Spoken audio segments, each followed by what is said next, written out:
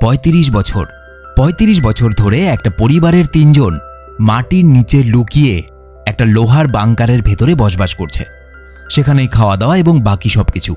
কেন, কিসের ভয়ে ওরা মাটির নিচে লুকিয়ে বসবাস করছে? ৩৫ বছর পর একদিন ওরা ঠিক করলো ওরা মাটির উপরে উঠে আসবে। কিন্তু সেদিন যখন ওরা মাটির উপরে উঠে এলো, দেখলো পৃথিবীর সবকিছু কিন্তু পাল্টে গেছে। আর তারপর যা যা ঘটতে শুরু করলো তাদের সঙ্গে মাথাই নষ্ট। চরম মজার একটা অদ্ভুত কাহিনী। এরকম মুভি এর আগে দেখোনি। হ্যালো, তোমরা দেখছো এক্সপ্লেইন টিভি বাংলা। আজকের movie blast from the past. সালটা ছিল 1962 সাল। এই সময় আমেরিকার লস অ্যাঞ্জেলেসের কোনো একটা জায়গায় এই মহান মানুষকে দেখা যায়। ইনি একটা পার্টির আয়োজন করেছেন, তাও আবার যুদ্ধকালীন সময়ে। এই মহান মানুষের নাম কেলভিন। এই মানুষটা একটু পাগলাটে টাইপের। সে অনেক কিছু ছোটোখাটো জিনিস বানিয়েছে দৈনন্দিন জীবনে ব্যবহারের জন্য, তবে হ্যাঁ, একটা বড় জিনিসও বানিয়েছে। তার নিজের পরিবারকে যুদ্ধের সময় বাঁচানোর জন্য মাটির অনেকটা নিচে সে একটা লোহার বাংকার বানিয়েছে। সেদিন রাতে যখন ওর বাড়িতে পার্টি চলছিল, টিভিতে খবর দেখায় পরিস্থিতি আয়ত্তের বাইরে চলে যাচ্ছে। কয়েক জায়গায় বোমা বিস্ফোরণেরও খবর পাওয়া যাচ্ছে। কেলভিন পার্টি বন্ধ করে দিয়ে তার স্ত্রীকে বলে, তাড়াতাড়ি চলো, আমাদেরকে তাড়াতাড়ি করতে হবে, যে কোনো সময় এখানে বোম বিস্ফোরণ হতে পারে। কেলভিন তার স্ত্রীকে নিয়ে তার বানানো সেই বাংকারের ভেতরে প্রবেশ করে।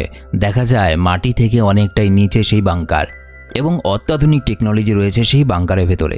কেলভিন বলে, রাশিয়া যে কোনো মুহূর্তে পরমাণু বোম ফেলতে পারে এবং আমি এই বাংকারটা এমনভাবে বানিয়েছি এবং এমন এমন ধাতু ব্যবহার করেছি যে পরমাণু বিস্ফোরণ মাটির ওপরে হলেও সেটার কোনো প্রভাব আমাদের বাংকারের মধ্যে পড়বে না। এমনকি পরমাণু বিস্ফোরণ হওয়ার পরে তার যে প্রভাব থাকে, অর্থাৎ রেডিয়েশন বা তেজস্ক্রিয়তা, সেটাও পৌঁছাবে না। এবার এখানে রেডিয়েশন বা তেজস্ক্রিয়তা বলতে কি বোঝানো হয়েছে? পরমাণু বোম বিস্ফোরণ হওয়ার পরে তার যে রাসায়নিক অংশবিশিষ্ট থাকে সেগুলো বাতাসের মধ্যে ভাসতে থাকে এবং যেটা প্রায় ৩৫ বছর ধরে হাওয়ার মধ্যে মিশে থাকে সেই এলাকায়, যে এলাকায় পরমাণু বিস্ফোরণ করা হয়েছিল। কেলভিনের স্ত্রী ছিল প্রেগনেন্ট। এই বাংকারের ভেতরে কি কি আছে সে বিষয়ে পরে আসছি, কারণ একটা প্লেন দেখা যাচ্ছে আকাশে। প্লেনটাতে কিছু গন্ডগোল দেখা দিয়েছে আর এই প্লেনের পাইলট নিয়ন্ত্রণ করতে পারছে না প্লেনটা। সে বাধ্য হয় ক্র্যাশ ল্যান্ডিং করতে। আর এদিকে বাংকারের ভেতরে থাকা কেলভিন আর তার স্ত্রী ভয় পেয়ে যায়। একটা বড় ঝটকা লাগে সেই বাংকারের মধ্যে। তারা শিওর হয়ে যায় যে সোভিয়েত ইউনিয়ন পরমাণু বোম ফেলেছে তাদের এলাকায়। কেলভিন সাথে সাথে সিদ্ধান্ত নিয়ে নেয় যে আগামী ৩৫ বছরের জন্য সে আর তার স্ত্রী এই বাংকারের বাইরে যাবে না, কারণ রেডিয়েশন ৩৫ বছর অবধি থাকে পরমাণু বোম বিস্ফোরণের পর। এবার প্রশ্ন হলো, এই বাংকারে ৩৫ বছর থাকবে কি করে?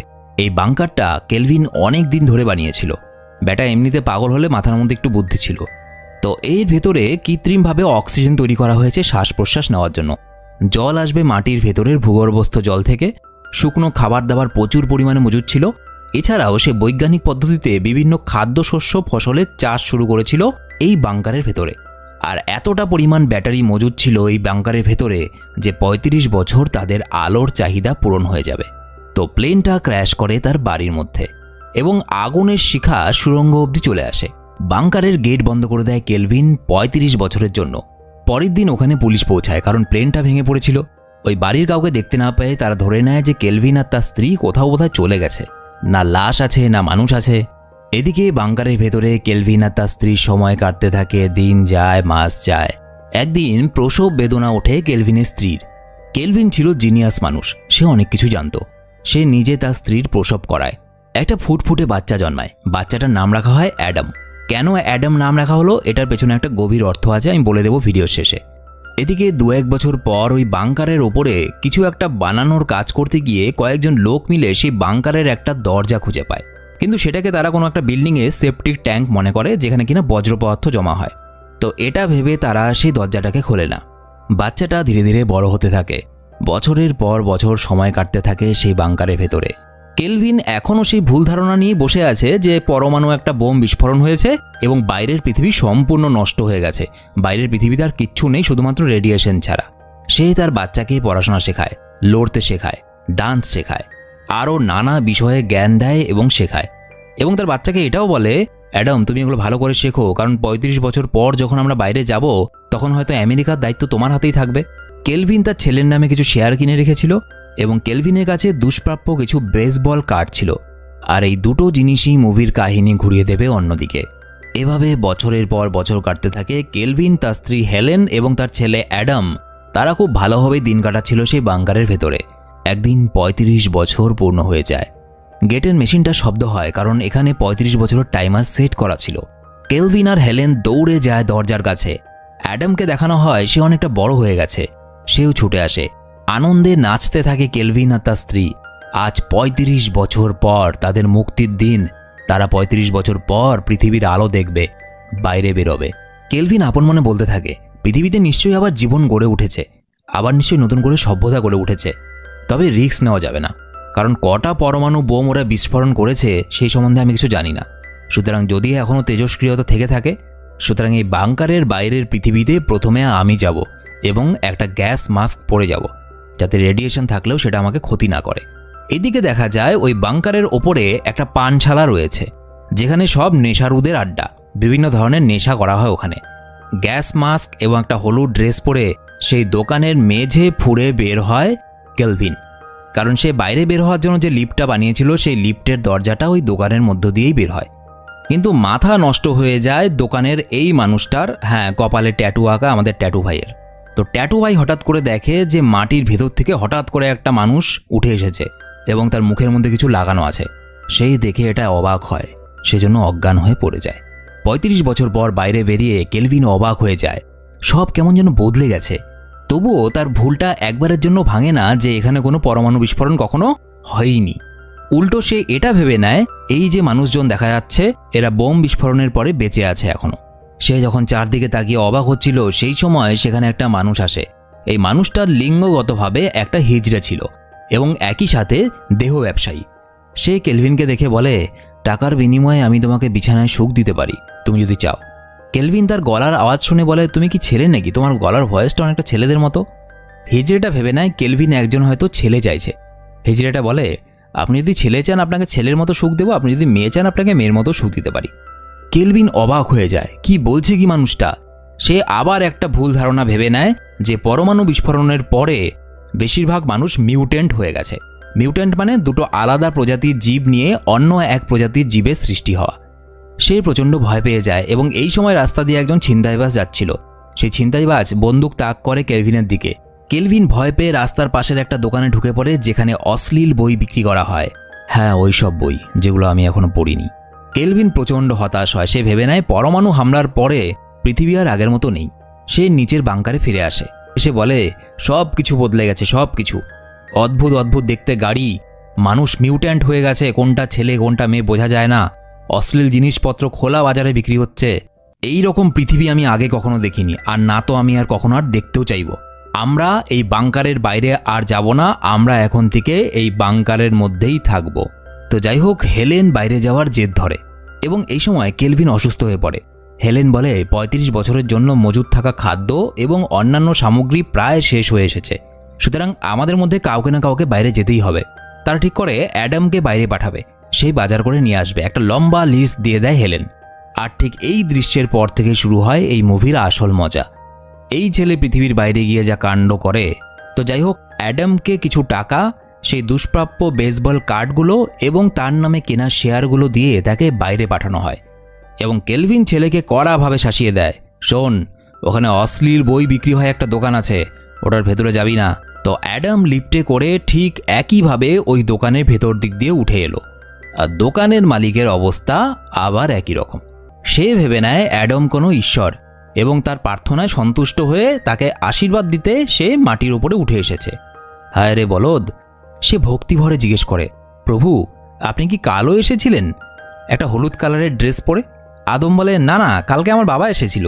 লোকটা প্রচণ্ড খুশি হয় যে মানুষে ঈশ্বরের দেখা পায় না, আর আমি ঈশ্বরকেও দেখেছি, ঈশ্বরের বাপকেও দেখেছি, আমার মতো ভাগ্যবান আর কে আছে। সে বলে, প্রভু খুব খারাপ সময় চলছে লাইফে। অ্যাডাম একদম সহজ সরল টাইপের ছেলে ছিল। অ্যাডাম ৩৫ বছর ধরে বাংকারের মধ্যে তাদের খারাপ জীবনযাপনের কথা ভেবে উত্তর দেয়। সে বলে, হ্যাঁ ঠিকই বলেছ, খুব খারাপ সময় চলছিল, তবে হ্যাঁ ভালো সময় আসবে। লোকটা আরও খুশি হয়ে যায়। লোকটা বলে, প্রভু সত্যি কি ভালো সময় আসবে? অ্যাডাম বলে, হ্যাঁ এবার থেকে যা হবে ভালোই হবে। এতদিন পরে আমি পৃথিবীতে এসেছি, তো বৎস বাইরে যাওয়ার দরজাটা কোন দিকে? সে বলে, প্রভু ওই দিকে। লোকটা বলে, প্রভু আপনি না ফিরে আসা পর্যন্ত কিন্তু আমি এখানে প্রার্থনা করতে থাকবো। অ্যাডাম বলে, কর, বলে সে চলে গেল। আর এই বলদ এখানে প্রার্থনা করা শুরু করে। অ্যাডাম জন্মের পরে পৃথিবীর রূপ কখনো দেখেইনি। আজ প্রথমবার দেখছিল সে নীল আকাশ দুচোখ ভরে, চারপাশের পৃথিবী, মানুষজন। সূর্যের আলোতে তার একটু অসুবিধা হচ্ছিল। চারপাশের মানুষগুলো তাকে অদ্ভুত নজরে দেখে, কারণ অ্যাডামের জামা কাপড়ের স্টাইল অনেক পুরনো। আর এই ৩৫ বছরের পৃথিবী সব কিছু পাল্টে গেছে। বাস ভাড়া দিতে গিয়ে সে সমস্যায় পড়ে, কারণ তার কাছে যে ডলারের নোটগুলো আছে সেগুলো এখন আর চলে না। সেগুলো তো ৩৫ বছর আগেকার। সে এক জায়গায় গিয়ে পুরনো বেসবল কার্ডগুলো বিক্রির চেষ্টা করে। দোকানদার তার সবগুলো কার্ডের পরিবর্তে তাকে $৫০০ দিতে চায়। সে রাজি হয়ে যায়, কিন্তু তখনই এন্ট্রি নেয় এই সুন্দরী। এই সুন্দরীর নাম হলো ইভ। এর নামেরও একটা বড় তাৎপর্য আছে, যেটা আমি অ্যাডামের নামের সঙ্গে লাস্টে বলে দেব। তো ইভ এই দোকানেরই কর্মচারী ছিল, কিন্তু সে দেখে যে তার মালিক এই নতুন লোকটাকে ঠকাচ্ছে, কারণ এই বেসবল কার্ডগুলো এতটাই দুষ্প্রাপ্য। আর এগুলো সব 1962 সালের। ৩৫ বছরে এগুলোর দাম আরও বিশাল বেড়ে গেছে। সে অ্যাডামকে বলে, এই সবগুলো কার্ড তুমি $৫০০ দিও না, কারণ এই কার্ডগুলো এক একটার মূল্য ৬,০০০। অ্যাডাম কিছুটা খুশি হয়। সে ইভকে বলে, তোমাকে দেখে মনে হচ্ছে তুমি খুব ভালো মানুষ, আমাকে একটু সাহায্য করবে? তো যাই হোক, যেহেতু সে সত্যি কথা বলেছিল আর সৎ মানুষের কোনো ভ্যালু নেই পৃথিবীতে, সুতরাং তাকে তার চাকরি থেকে ছাঁটাই করে দেয় তার মালিক। অ্যাডামের অনুরোধে ইভ তাকে হোটেল অবধি পৌঁছে দেয় এবং তার বদলে ইভ একটা বেসবল কার্ড দাবি করে। হোটেলে ঢুকে বাপ জন্মে প্রথম টেলিফোন দেখে সে প্রচণ্ড খুশি হয়ে যায়। আর যে মানুষ জন্ম থেকে মাটির নিচে থেকেছে সেই মানুষ 18 তলার হোটেলের রুম থেকে নিচের দিকে তাকিয়ে চিৎকার করে অজ্ঞান হয়ে যায়। পরদিন সকাল ইভ সেই হোটেলে আসে তাকে কার্ডটা ফেরত দিতে, যেটা কাল রাতে হোটেলে পৌঁছে দেওয়ার ফিস বাবদ সে নিয়েছিল। সে অ্যাডামকে ঠকাতে চায় না, তাই ওই সামান্য হেল্পের বদলে এত দামি কার্ডটা সে নিতে পারবে না। অ্যাডাম তাকে বলে, তোমার সততা দেখে আমি মুগ্ধ হয়েছি। তোমার তো চাকরি চলে গেছে, এক কাজ করো, তুমি আমার আন্ডারে চাকরি করো, আমাকে সাহায্য করো। আমাকে প্রচুর জিনিসপত্র কিনতে হবে এবং বেতন হিসাবে অ্যাডামকে 7 দিনে $1000 দিতে হবে ইভকে। অ্যাডাম ইভের সহযোগিতায় 2 বছরের জন্য প্রয়োজনীয় বিভিন্ন জিনিস, যেটা তার মা লিস্টে দিয়ে দিয়েছিল, সেগুলো সব কেনা শুরু করে। ইভ তার একজন গে বন্ধুর সঙ্গে পরিচয় করিয়ে দেয় অ্যাডামের, যে অ্যাডামের পোশাক পরিচ্ছদের পরিবর্তন করেও অ্যাডামের হুলিয়াই পাল্টে দেয়। এরপর অ্যাডামকে তারা সব জায়গায় নিয়ে যায়, যেসব জায়গা অ্যাডাম কখনো দেখেনি। এই প্রথমবার অ্যাডাম সমুদ্র দেখে, কি বিশাল জলরাশি! সে আনন্দে নাচতে থাকে সমুদ্রের জলে গিয়ে। এই প্রথমবার সে বেসবলের ম্যাচ লাইভ দেখছিল। একটা শিশু যেমন প্রথমবার কোনো কিছু দেখে প্রচণ্ড খুশি হয়, অ্যাডাম সেভাবেই খুশি হচ্ছিল, কারণ জন্মের পর থেকে বাংকারের ভেতরেই ছিল তার সমস্ত পৃথিবী।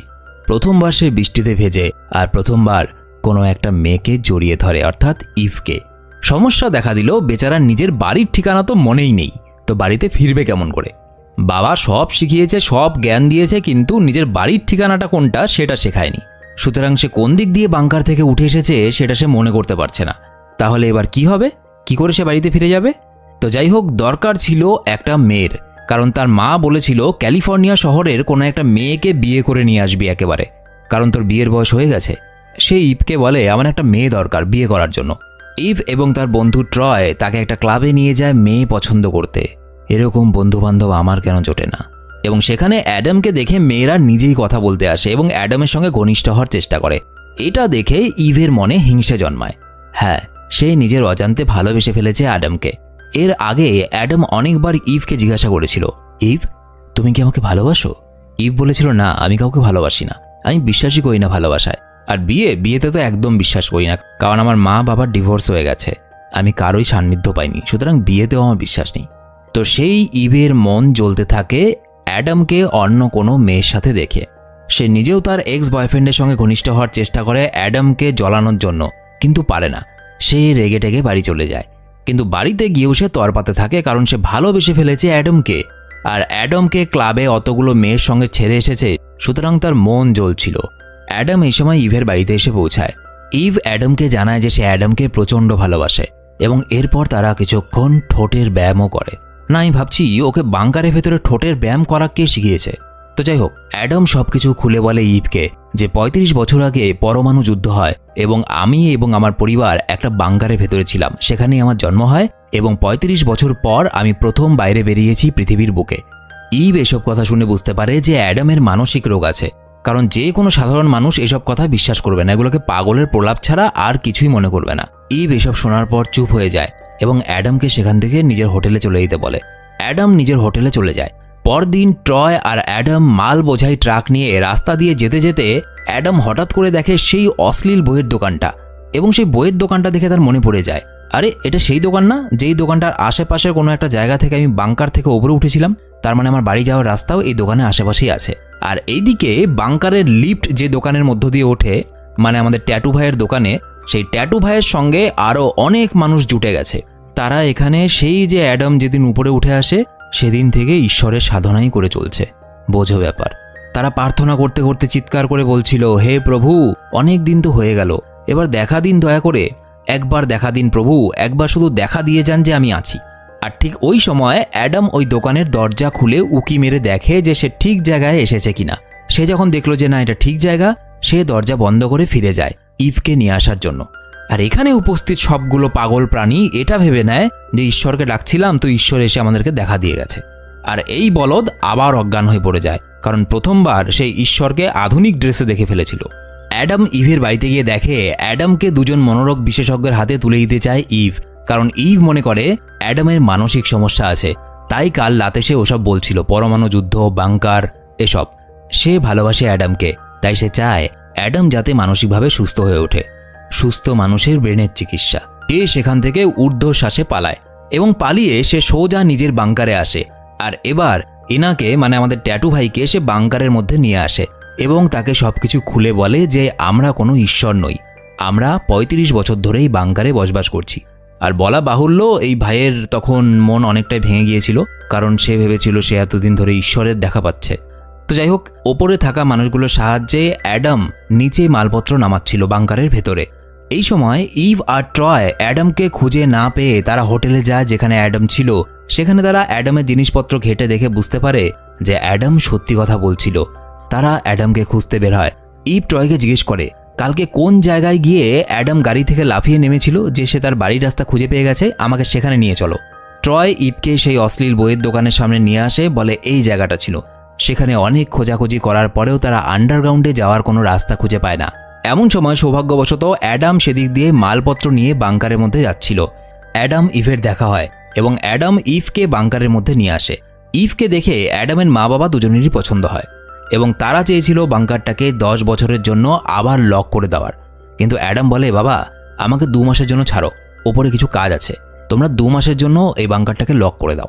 2 মাসের জন্য বাংকার লক হয়ে যায় এবং অ্যাডাম আর ইভ বাইরে আসে। যে শেয়ারগুলো 1961 সালে কেনা হয়েছিল সেগুলো 35 বছর পর সেগুলোর দাম মিলিয়ন মিলিয়ন হয়ে গেছে। প্রচুর প্রচুর টাকায় বিক্রি হয় সেই শেয়ারগুলো এবং সেই টাকায় অ্যাডাম একটা মনের মতো বাড়ি বানায়। 2 মাস পর অ্যাডাম বাংকার থেকে নিজের মা বাবাকে নিয়ে বেরোয়। সে এতদিনে জেনে গেছে যে কোনো পরমাণু যুদ্ধই হয়নি। সেদিন রাত্রেবেলায় তাদের বাড়ির সামনে একটা প্লেন ভেঙে পড়েছিল এবং সেটাকে তার বাবা ভুল ভেবে 35 বছর পর্যন্ত সেই বাংকারের নিচেই তাদের পরিবার বসবাস করছে। এবং অবশেষে একদিন সে তার বাবাকে সবকিছু খুলে বলে যে বাবা, আমি সমস্ত সংবাদপত্র ঘেটেছি, টেলিভিশন চ্যানেলের পুরনো নিউজ দেখেছি, সবকিছু দেখে আমার এটাই মনে হয়েছে যে কোনো পরমাণু যুদ্ধই হয়নি, কিন্তু কিছু মানুষই থাকে দেখবে টেরা টাইপের, ওকে তুমি যতই বোঝাও ও যেটা বুঝেছে তার বাইরে ওকে তুমি বোঝাতে পারবে না। আর এই পাগলের বাচ্চা ছিল সেই টাইপের মানুষ। সে তার ছেলেকে উল্টো বোঝায়, ও আচ্ছা, তো এইসব ভুল বোঝাচ্ছিস আমাকে। আর ওই পরমাণু বিস্ফোরণের পর যারা বেঁচে আছে তারা বুঝি এই কথাই বলে নিজেদেরকে সান্ত্বনা দেয় যে কোনো পরমাণু যুদ্ধই হয়নি। বুঝি বুঝি, সবই তো বুঝি, ঠিক আছে, কোনো ব্যাপার না।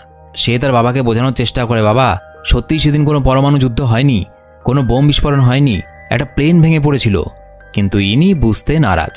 শেষ দৃশ্যে দেখা যায় সে অ্যাডামকে বলে, শোনো, এসব কথা আমাকে বলেছো, তোমার মাকে আবার বলো না, তোমার মা এসব আবার বিশ্বাস করে নেবে। বলে সে মুচকি হাসতে হাসতে চলে যায়। কিন্তু তার পরের দৃশ্যে দেখা যায় কেলভিন হাত পা ছুটছে, যেন কোনো একটা বিষয় নিয়ে সে প্রচণ্ড হতাশ এবং আফসোস করছে। আর সেটার কিছুই নয়, সে খুব ভালো মতোভাবে বুঝতে পেরেছে যে তারই পাগলের বুদ্ধিতে তারা 35 বছর ধরে একটা বাংকারের মধ্যে বন্দী ছিল। 35টা বছর তার জীবন থেকে, তার স্ত্রীর জীবন থেকে এবং তার ছেলের জীবন থেকে মুছে গেছে। আর এই দৃশ্যের মধ্য দিয়েই এই অদ্ভুত আর বিচিত্র মুভি শেষ হয়ে যায়। তো আজকের ভিডিও এতটুকুই। ভিডিও কেমন লাগলো অবশ্যই কমেন্টে জানাবে। আর ভিডিওটা ভালো লেগে থাকলে শুধুমাত্র একটা লাইক করে ভিডিওটাকে শেয়ার করে দিও বন্ধুদের সাথে। তোমাকে যদি কখনো 35 বছর মাটির নিচে একটা লোহার বাংকারের মধ্যে খাবার দাবার অক্সিজেন দিয়ে রেখে দেওয়া হয়, তখন কি করবে? উত্তর কিন্তু মজাদার হওয়া চাই কমেন্টে। তো দেখা হচ্ছে পরের ভিডিওতে, সবাই খুব ভালো থেকো।